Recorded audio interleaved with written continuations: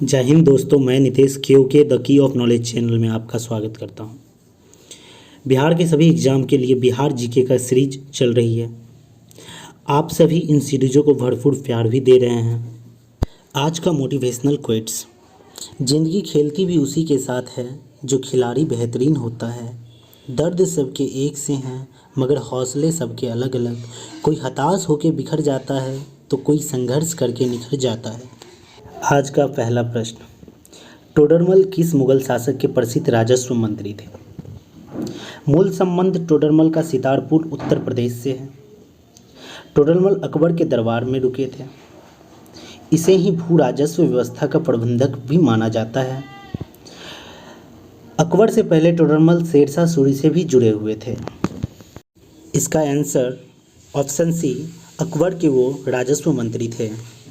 Next, निम्नलिखित में से कौन सा व्यक्ति निरक्षर था?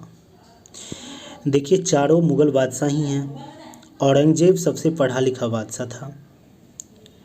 जहांगीर भी पढ़ा लिखा था। शाहजहां भी पढ़ा लिखा था। इसमें आंसर होगा ऑप्शन सी, अकबर अनपढ़ बादशाह था यानी निरक्षर था। नेक्स्ट, राजकुमार खुर्रम आगे चलकर किस नाम से जाना गया? शाहजहां जहांगीर के पुत्र थे। उसके बचपन का नाम राजकुमार खुर्रम था। जहांगीर के बचपन का नाम सलीम था। अकबर के बचपन का नाम जलालुद्दीन था, जिसे जलाल के नाम से भी जाना जाता है। नेक्स्ट, राजकुमार खुर्रम आगे चलकर किस नाम से जाना गया? शाहजहां का ही बचपन का नाम राजकुमार खुर्रम था, जो कि जहांगीर के पुत्र थे। जहांगीर का बचपन का नाम सलीम था। अकबर के बचपन का नाम जलालुद्दीन या उसे जलाल भी कहा करते थे। तो इसका आंसर होगा option A, Shahjahan. Next, Moti Masjid निम्न में से किस नगर में स्थित है? तो मोती मस्जिद दो है। पहला आगरा में, जिसका निर्माण शाहजहां के द्वारा करवाया गया था। दूसरा दिल्ली में, जिसका निर्माण औरंगजेब ने किया था। तो इसका ऑप्शन होगा ए, आगरा। नेक्स्ट, शेरशाह सूरी की मृत्यु कहाँ लड़ते हुए हुई थी? तो कहा जाता है कि 1545 ईस्वी में बांदा का युद्ध, जो कि यूपी में हुआ था, यहीं कालिंजर के दुर्ग में तोप का गोला दीवार से टकराकर बारूद के ढेर पे जा गिरी थी और उसके विस्फोट से शेरशाह सूरी झुलस गया था, जिसके पश्चात उसकी मृत्यु हो गई थी। और उसका मकबरा सासाराम के अंदर है, जो कि अपने बिहार में है, जो कि फेमस आधिपत्य का उदाहरण है। आंसर होगा ऑप्शन सी, कलिंजर में शेरशाह की मृत्यु हुई थी। नेक्स्ट, शिवाजी का राज्याभिषेक हुआ था। तो शिवाजी का राज्याभिषेक रायगढ़ में हुआ था, जिसमें वाराणसी के महान विद्वान गंगा भट्ट को भी बुलाया गया था। शिवाजी का राज्याभिषेक 1674 ईस्वी में हुआ था। इसका आंसर होगा ऑप्शन बी, 1674 ईस्वी। नेक्स्ट, निम्नलिखित में से किसे लड़ाकू पेशवा कहा जाता है? तो इसका आंसर होगा ऑप्शन ए, बाजीराव प्रथम, जो कि गोरिल्ला युद्ध और छापामार युद्ध की कला में माहिर थे। नेक्स्ट, प्रथम आंग्ल मराठा युद्ध कौन सी संधि द्वारा समाप्त हुई थी? तो 1782 ईस्वी में मराठा और अंग्रेज के बीच में संधि हुई थी। उस संधि में एक दूसरे के विजित क्षेत्र दोनों वापस कर दे, 20 वर्ष तक शांति बनाए रखे, ऐसा समझौता हुआ था। वो सालबाई की संधि थी, जो कि 1782 ईस्वी में हुई थी। तो इसका आंसर होगा ऑप्शन सी, सालबाई संधि। नेक्स्ट, निम्नलिखित में से कौन सा भारत आने वाला पहला अंग्रेजी जहाज है? तो कैप्टन हॉकिंस 1608 ईस्वी में सूरत पहुंचा। उसका जहाजी बेड़ा था हेक्टर नामक जहाज था, जिसमें बहुत सारे जहाज थे। इसमें से रेड ड्रैगन एक जहाज था जो पहली बार भारत पहुंचा था। तो इसका आंसर होगा option C, red dragon. Next, Bharat के लिए समुद्र मार्ग की खोज का श्रेय जाता है। तो 1498 ईस्वी में वास्को डी गामा भारत आया था, जो कि एक पुर्तगाली नाविक था। तो इसका आंसर होगा ऑप्शन सी, पुर्तगाली को श्रेय जाता है। नेक्स्ट, पृथ्वी से टकराने वाला परावैंगनी विकिरण किसके अवक्षय के कारण होता है? ओजोन परत जिसका सूत्र O3 होता है, जो समताप मंडल में पाया जाता है। यह परावैंगनी किरण को रोकता है। तो इसका आंसर होगा ऑप्शन सी, ओजोन। नेक्स्ट, पृथ्वी के ऊपरी मौजूद वायुमंडल परतों की संख्या कितनी है?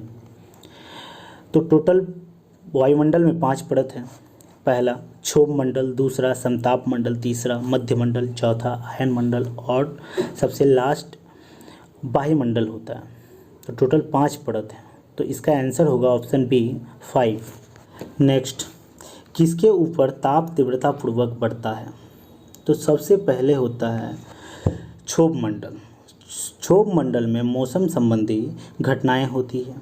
उसके बाद होता है समताप मंडल। इसमें कोई मौसम संबंधी घटनाएं नहीं होती है, सिर्फ यहाँ पे वायुयान संचालित किया जाता है। तीसरा होता है मध्य मंडल। सबसे कम तापमान होता है मध्य मंडल का। उसके बाद चौथा होता है आयन मंडल। तापीय मंडल इसको कहा जाता है। तापमान में तीव्र वृद्धि प्राप्त होता है यहाँ पे। फिर उसके बाद होता है वायुमंडल। सबसे अधिक तापमान होता है, क्योंकि यहाँ पे यूवी किरण डायरेक्ट रूप से अपने चपेट में ले लेती है। तो इसका आंसर होगा option A, ion Mandal. Next, वायुमंडल में जिस ओजोन छिद्र का पता लगाया गया है वह कहाँ स्थित है? पृथ्वी के नॉर्थ साइड आर्कटिक है, साउथ साइड अटलांटिक है। पृथ्वी के वायुमंडलीय क्षेत्र में इसको लेकर चर्चा हुई है कि पृथ्वी का अटलांटिक क्षेत्र, जो कि 66.5 डिग्री दक्षिण है, इसी क्षेत्र में ओजोन परत पर एक छेद देखा गया है था। 1989 में कैम्ब्रिज के वैज्ञानिक ने इसे फाइंड किया। तो इसका आंसर होगा ऑप्शन बी, अटलांटिका के ऊपर। नेक्स्ट, क्षेत्रफल के आधार पर पृथ्वी का सबसे बड़ा महाद्वीप कौन सा है? देखिए, क्षेत्रफल के आधार पे सबसे पहला आ जाता है एशिया, दूसरा में आ जाता है अफ्रीका, तीसरा में आ जाता है उत्तरी अमेरिका, चौथा में आ जाता है दक्षिण अमेरिका, पाँचवा में आ जाता है अटलांटिक, छठा में आ जाता है यूरोप और सातवां में आ जाता है ऑस्ट्रेलिया। तो सबसे बड़ा महाद्वीप ऑप्शन बी, एशिया महाद्वीप है। नेक्स्ट, कर्क रेखा तथा मकर रेखा के बीच का क्षेत्र क्या है? तो हम देखते हैं कि पृथ्वी के उत्तर की ओर जाने पे कर्क रेखा 23.5 डिग्री पे झुकी हुई है और दक्षिण की ओर जाने पे मकर रेखा 23.5 डिग्री झुकी हुई है। उस दोनों के बीच की भाग को उष्णकटिबंधीय भाग कहते हैं। इसका आंसर होगा ऑप्शन सी, उष्णकटिबंधीय।